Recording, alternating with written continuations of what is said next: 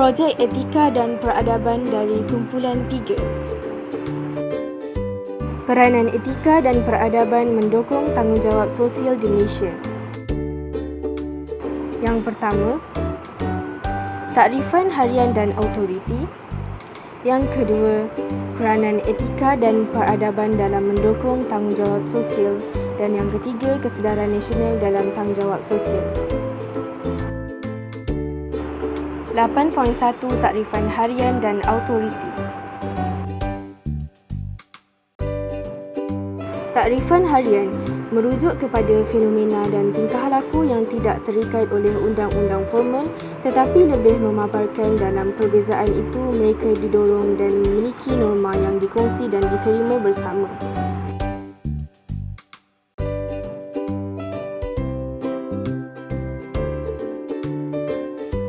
Malaysia mempunyai kepelbagaian yang menjadi satu keunikan yang sepatutnya diraih dan menjadi kebanggaan rakyat kerana sering dicontohi masyarakat antarabangsa.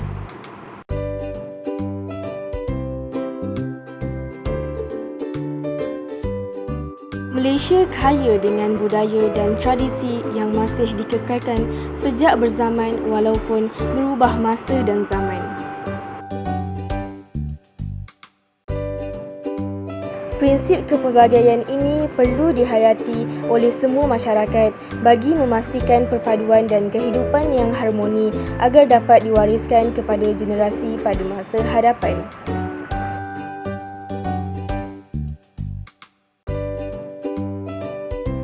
Bersifat terbuka dan positif dengan kewujudan masyarakat majmuk adalah kesinambungan etnik dan perpaduan untuk menghindarkan konflik dalam kalangan masyarakat majmuk di Malaysia.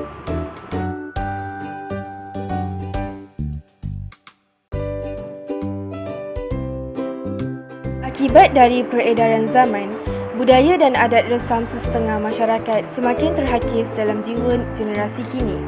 Hal ini disebabkan oleh mudahnya terpengaruh dengan budaya sosial masyarakat tempatan. Berikut adalah sebahagian daripada budaya dan adat resam kaum terbesar di Malaysia, iaitu kaum Melayu, Cina dan India. Antara perayaan-perayaan mengikut agama yang terdapat di Malaysia. Kaum Melayu akan menyambut perayaan Aidilfitri, Maulidur Rasul dan Nuzul Al-Quran. Manakala kaum Cina pula akan menyambut perayaan Cap Goh-Meh, Chinese New Year dan perayaan Hantu Lapar. Dan akhir sekali kaum India akan menyambut Deepavali, Thaipusam dan Pongal. Muzik dan tarian di Malaysia. Kaum Melayu terdapat tarian Zapin, Kuda Kepang dan Wayang Kulit. Kaum Cina pula terdapat tarian Singa, tarian Naga dan opera Cina.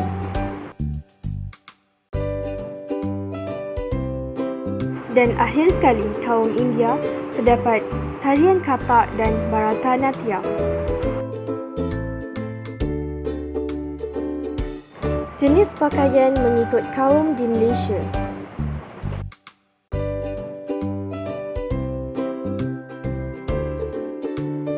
Kaum Melayu mempunyai baju Cik Siti Wan Kembang, baju kurung Teluk Belanga, pakaian Puteri Perak dan banyak lagi. Kaum Cina mempunyai pakaian Cheongsam dan Samfu.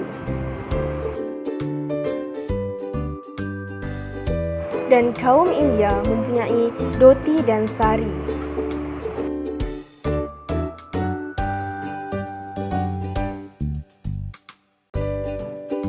Jenis-jenis makanan tradisional di Malaysia. Antara makanan tradisional orang Melayu ialah nasi lemak dan nasi dagang.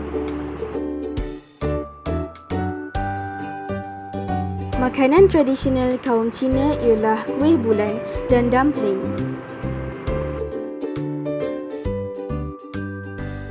Dan makanan tradisional kaum India pula ialah thosai, muruku dan putu mayam. Takrifan autoriti merujuk kepada fenomena dan tingkah laku yang dikaitkan dengan perundangan, protokol, perlembagaan yang telah diinstitusi dan diperakui bersama. Setiap perbuatan masyarakat terikat dengan peraturan dan undang-undang yang berkuat kuasa kerana autoriti bersifat tetap dan rigid.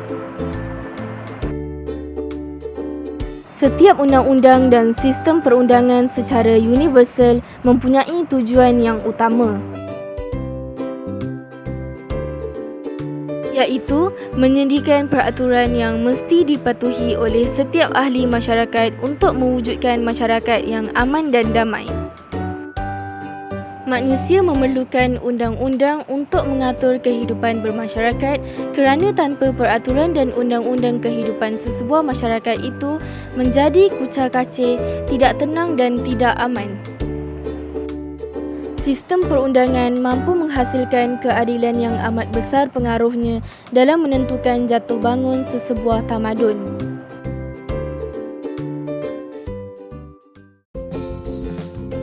Konsep segregasi, akomodasi, akulturasi, asimilasi dan amalgasi.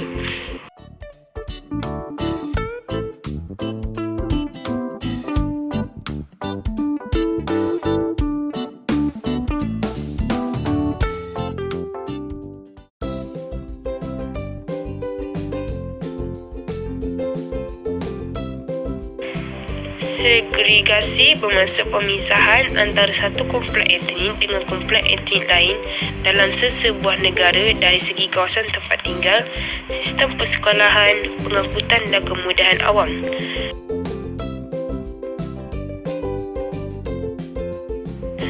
Tempat tinggal, orang Melayu di kampung dalaman dan pesisir pantai, Cina pinggir bandar dan kawasan bandar, India pula di kawasan estet dan ladang.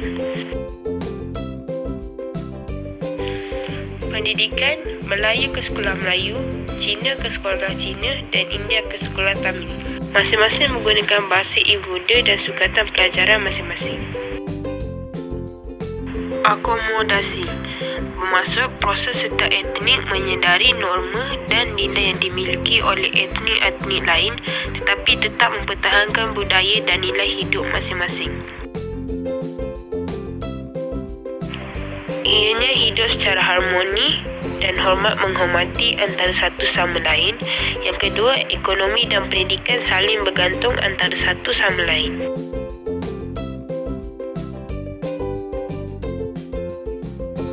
Akulturasi bermaksud suatu proses penerimaan unsur kebudayaan dalam kalangan individu atau kelompok dari budaya yang lain.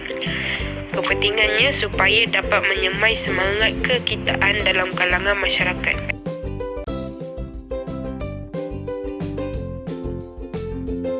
Asimilasi bermaksud proses penyentuman etnik yang berlainan budaya sehingga membentuk satu kelompok budaya dan identiti yang sama. Bila ianya berlaku, etnik yang mempunyai budaya yang berbeza dan berinteraksi berlaku dalam tempoh yang lama.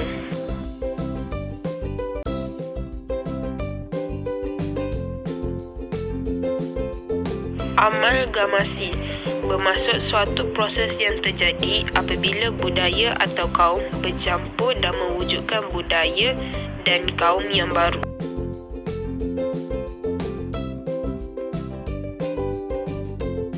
Contoh, perkahwinan campur antara orang Cina dan India, Melayu dan Cina, India dan Melayu, Melayu dan Eropah. Perpaduan bermaksud penyatuan masyarakat dalam aspek kehidupan seperti fizikal, ekonomi, politik dan sosial. Kepentingan supaya negara dapat kekal dan mampu mempertahankan kebebasan dan memajukan ekonomi negara. Peranan etika dan peradaban dalam mendukung tanggungjawab sosial.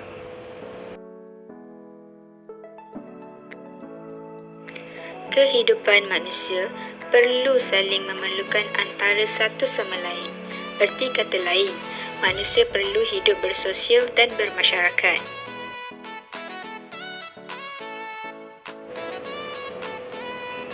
Ini kerana Tuhan telah menciptakan manusia di atas muka bumi ini dengan pelbagai bentuk dan keadaan. Ada yang dianugerahkan dengan kekayaan dan kemewahan dan ada juga yang diuji dengan kesusahan dan kekurangan. Oleh itu, sudah menjadi tanggungjawab bagi mereka yang diberi kelebihan nikmat untuk berkongsi dengan yang lebih memerlukan.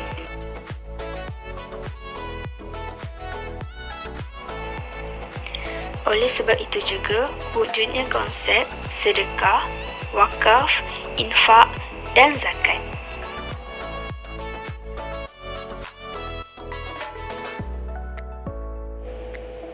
Tanggungjawab sosial ialah aktiviti seseorang individu atau organisasi yang dijalankan berasaskan kepentingan dan kebajikan masyarakat.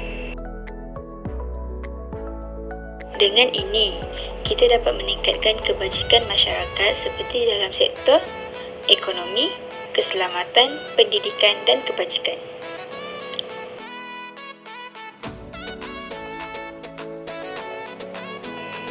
Pemupukan nilai dan sikap tanggungjawab sosial. Nilai dan sikap tanggungjawab sosial iaitu memikul tanggungjawab bersama, saling mengenali dan membina sikap ramah mesra, sikap ambil peduli,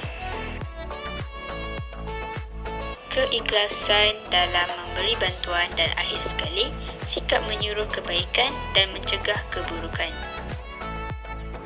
8.3 Kesedaran nasional dalam tanggungjawab sosial. Kehidupan masyarakat bererti hidup berjiran tetangga, berorganisasi, berteman bersaudara, berkasih sayang, bersatu padu dan tolong-menolong. Kita hidup dalam keadaan yang berbeza-beza. Ada yang hidup kaya, sederhana dan miskin. Ini adalah lumrah kehidupan.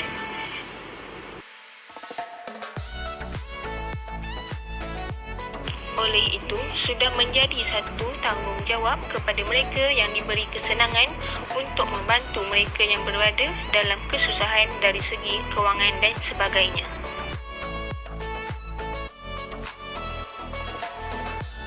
Tanggungjawab sosial, komitmen individu atau sesebuah organisasi untuk beroperasi secara ekonomi di sekeliling mereka. Individu boleh memainkan peranan dalam pelbagai bidang, iaitu kesihatan, keselamatan, pendidikan, pekerjaan dan pembangunan ekonomi.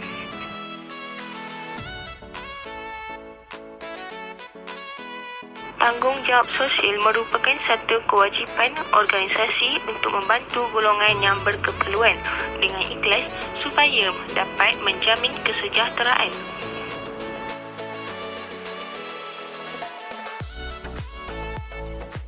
Bentuk tanggungjawab sosial. 1. Sumbangan kewangan.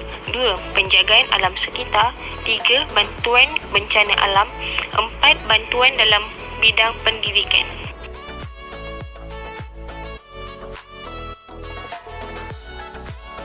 5. Khidmat kesihatan. 6. Menyediakan infrastruktur ataupun kemudahan awam. 7. Khidmat kaunseling. Sekian, terima kasih dari kami Kumpulan 3.